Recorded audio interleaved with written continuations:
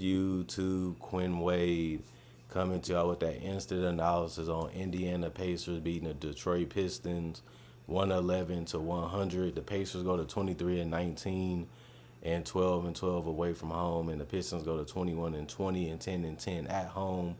And the Indiana Pacers actually lead the season series 2-1 now, and the Pistons and them play again later this month, and they have a chance to tie the series 2-2, or the Pacers can take a commanding 3-1 lead over the Pistons as they play for the last time, unless they play again in the playoffs this season. And Indiana, they got this one done early with a 29-26 first quarter and a 40-30 second quarter. Pistons did win the third quarter, 25-23. They stalemated 19-19 in the fourth, and the Pacers won this one early, and they just had to stay in control, not force things or try to do anything crazy, because they already had the lead and they just had to keep it. And that's how they won this game. They got out early and played their defense, played their strategy, and it worked. And the Pistons could never make that run that took them to be able to win this game. And they got in striking distance, but they never could finally pull it off to be able to beat this team. And I like what the Pacers did tonight. They did a lot of things right, even though they were shorthanded. Pascal Siakam, 26 points, plus 14 and plus minus 3 personal foul, 4 steals, 7 assists, 7 rebounds. He was 6 of 7 from the free throw line, 0 of 2 from the 3-point line, 10 of 20 from the field. I like what I seen out of him. He was passing if he didn't have the shot. He still took some tough shots, and he was able to knock down half of his shots. And he also was able to get his hand in the cookie jar a couple of times, and was also able to get some nice strips in general. He just knew where to be at on the court. He knew how to make the right defensive read, and that was just good to see. Aaron Nesmith, 9 points, plus 4, and plus minus 1 personal foul, 1 rebound, 1 of 1 from the free throw line, 2 of 3 from 3, 3 of 4 from the field. Scoring, he didn't play that much, but he did space the floor, knock down some threes, and did some fun things when he did be on the floor. Miles Turner, 28 points, plus 16 and plus minus 1 personal foul. Well, 4 personal fouls, 1 turnover, 2 blocks, 2 steals, 1 assist, 3 rebounds, 2 of 2 from the free throw line. He was 8 of 11 from 3 and 9 of 16 from the field. I liked his scoring from 3. He kept taking it. They kept leaving him open. They was daring him to shoot him. They was letting him shoot him, even if they wasn't fully open, and he was knocking them down anyway. You do like to see him rebound the ball a little bit better, because 3 is just crazy. But he was on the perimeter a lot, which took him away from offensive rebounds, and he basically had to do it defensively. But they didn't rebound the ball crazy tonight, and they still was able to win by double figures. So I guess that was a good game plan. Andrew Nemhart, 12 points, plus 9 and plus minus 2 personal fouls, 3 turnovers, 3 steals, 6 assists, 4 rebounds, 4 of 6 from the free throw line, 0 of 3 from the 3-point line, 4 of 11 from the field. I like what I seen out of him. I liked his assists. I liked his steals. And he scored when they needed him to, and he made shots in general. He didn't try to turn the ball over. He didn't try to do too much, even though he did have 3 for turnovers. But I like the way he scored tonight, and I like the fact that he got in double figures. But he did play 41 minutes, so it should be that way.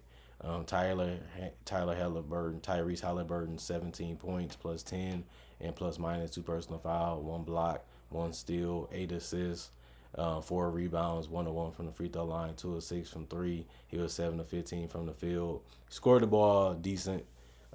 He made his threes. He got to the basket. He made the right plays for the most part. Didn't turn the basketball over at all tonight, and that's just good to see. Obi Toppin was 17 minutes, 2 of 5 from the field, 2 of 4 from the free throw line, 1 of 3 from the 3-point line, 5 rebounds for him. 1 of his rebounds was offensive, 1 block, 1 turnover, 1 personal foul, minus 10 and plus minus with those 7 points. Jarris Walker was 4 or 5 from the field. He had 5 rebounds, 1 assist, 1 steal, 2 blocks, 3 turnovers, plus 11 and plus minus, and he had 8 points, which was actually the most off the bench for the Pacers, was that 8 points. Thomas Bryant had 11 minutes played, 0 of 4 from the field, 0 of 2 from 3. 6 rebounds, 2 of them was offensive, 1 block, 1 turnover, -5 and plus minus. TJ McConnell 1 of 7 from the field, 5 rebounds, 5 assists, 1 steal, 1 block, +1 and plus minus 2 points. And Ben Shepherd 1 of 2 from the field, and 1 steal, +5 and plus minus 2 points. Benedict Mathurin was suspended by the league. The rest of the guys just didn't play. Coach's decision. 41 of 89, 46% from the field. 13 of 30, 43% from three. 16 of 22, 72% from the free throw line. 40 rebounds, 28 assists, 13 steals, 8 blocks, 9 turnovers, 17 personal fouls, and 111 points. And the Pistons, they did get to 100, but it wasn't enough offensively and defensively for them to win the game. They just got outmatched tonight and outplayed. Tobias Harris, 10 points, +4 and plus minus, 2 personal foul, 3 turnover, 1 block, 2 steals, 2 assists, 4 rebounds, 0 of 2 from 3, 5 of 11 from the field. He had the mid-ranges. He had the finishing ability tonight, and they needed it as much as they could because they didn't really have too much off their bench that helped them. Neither did Osar Thompson have a big game. He was 3 of 9 from the field. He was 0 of 3 from the three-point line, 2 of 2 from the free throw line. 7 rebounds, 3 of them was offensive, 3 assists, 1 block, 1 turnover, 4 personal fouls, -22 and plus minus 8 points. Tim Hardaway got off to a hot start. He was 6 of 14 from the field, but he shot a lot of threes, and it got him back in the game a little bit. And he was 4 of 9 from 3 and 9 of 11 from the free throw line. They really didn't know how to stop him or guard him tonight. And so he had 25 points, but he only had 4 rebounds and 2 turnovers. He was also a -8 and plus minus. It was a good game from him. It just he didn't really do much else outside of scoring, but that's what they needed the most anyway, besides defense. And then Jalen Durant, I love what I seen from him. He was really attacking the basket. He really got some good offensive rebounds and was able to finish around the basket. He had shot 8 of 8 from the field, 101 from the free throw line. He did have 17 rebounds tonight, and 6 of them was offensive. He also had 2 blocks, 1 turnover, 2 personal foul, -16 and plus minus, and he finished with 17 and 17. You don't really see that often, as you've seen tonight. Cade Cunningham had his 20, -7 and plus minus, 1 personal foul. He did have 7 turnovers, which is too many. 1 block, 9 assists for him. 4 rebounds, 5 of 5 from the free throw line. He was 1 of 7 from 3. Couldn't get him to fall tonight, but he kept trying. But he only finished 7 of 21 from the field. If Cade is going to be on the perimeter a lot, you have to be happy with that. Like, I want you to shoot threes. I don't want you passing too much, and I don't want you getting to the basket or getting to the free throw line. I want you to take jumpers as much as you can, and that's what he did tonight, and it worked into the favor of the Pacers. Fontecchio, 5 points, -6 and plus minus, 1 turnover, 1 block, 2 rebounds. 1 of them was offensive, 1 of 1 from 3, 2 of 5 from the field. Rondo Holland, 4 points, -8 and plus minus, 5 personal fouls, 1 turnover, 2 of 2 from the free throw line, 0 of 2 from 3, 1 of 4 from the field. Isaiah Stewart, 2 points, +5 and plus minus, 3 personal fouls, 1 turnover, 1 block, 1 steal, 4 assists, 13 rebounds for him. So he really came out and played hard like he usually does. And 4 of his rebounds was offensive. He was 1 of 4 from the field. Couldn't score, but I liked his passing. I liked his defense to a certain extent, and I loved his rebounding. And Malik Beasley finally had a bad game.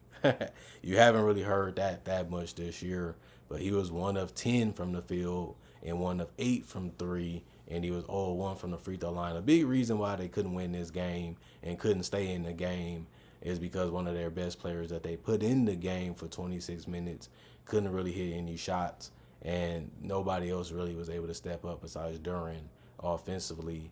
And they gave themselves a chance, and it just never materialized into anything significant. 2 rebounds, 2 turnovers, 3 points. And Marcus Sasser, he knocked down 2 threes, which was good to see. And they left him open, so he just had to see if he can make them, and he did. But he finished 2 of 5 from the field and 2 of 4 from 3.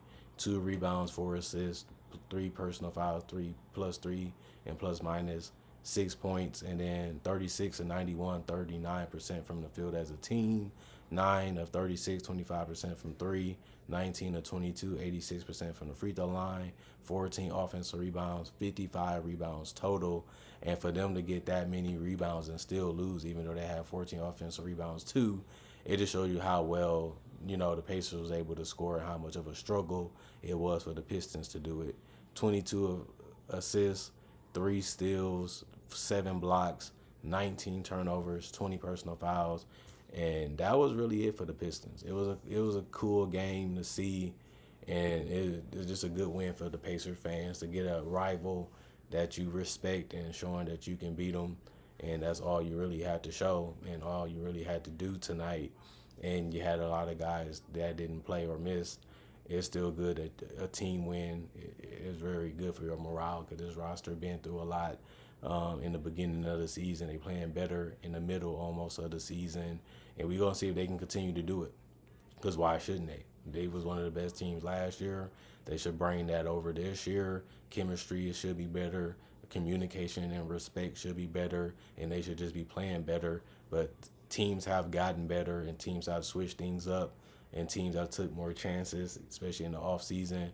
And we just going to see what the Pacers are going to do and what they're going to be for the rest of this year. And same with the Pistons. They in the playoff conversation now. They're overachieving. Jaden Ivey was a freakish injury. He's gone. Other guys had to step up and play better. Their role players have been strong this year. They betted on veterans, and it paid off so far. So both teams are making noise. Both teams are doing what they're supposed to do, and both teams are getting W's. They both above 500. We just got to see if it continues for the rest of the season. Other than that, comment, like, subscribe, share, hit the notification bell for more analysis. And if you're new to the channel, I do conversation videos just like this in different varieties. Also do breakdowns with real footage of legends, current players, rookies, and also future stars and also superstars already in the league. And I also have over 3,000 videos for you to watch already on my channel. And if you want to see something different or want to get to know me a little bit more, I have my social medias on my channel too. And other than that, hope you guys staying good. Hope you guys having a blessed weekday. The weekend is almost here, so hope you guys are ready for that. And hopefully you guys are enjoying life and living the best. Thanks for putting this inside your day. Thanks for showing interest. Thanks for appreciating the videos for what they are.